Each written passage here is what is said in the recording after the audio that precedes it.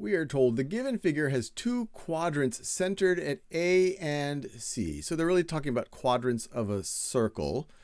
They overlap each other inside the square ABCD of side 5 centimeters. So all the sides here are 5 centimeters. It's a square. Find the exact area of the shaded region. So like always, pause the video, try it yourself, and then we will do it together.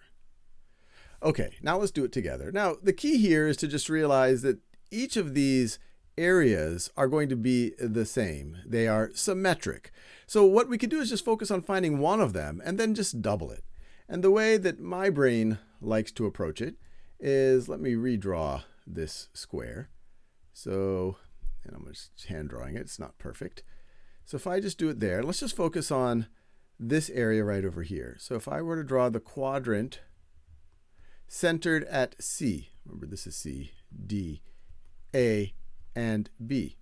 What we need to do to figure out, let me make it look a little bit more like a quarter circle. When they're talking about a quadrant, they're talking about a quarter circle there.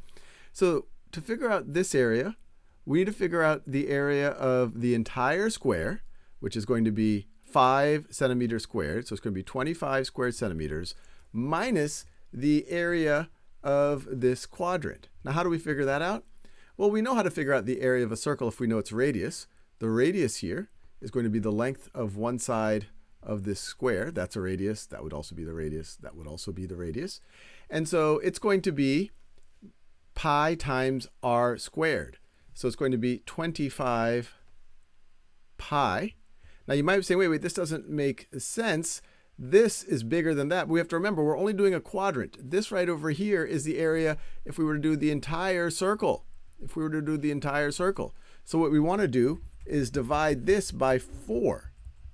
So minus 25 pi over 4. So this quantity in square centimeters is this area.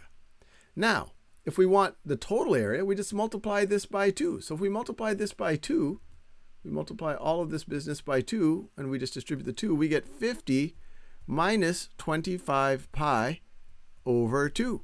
And we're done. Or we could say 50 minus 12.5 pi, however we want to express it, square centimeters.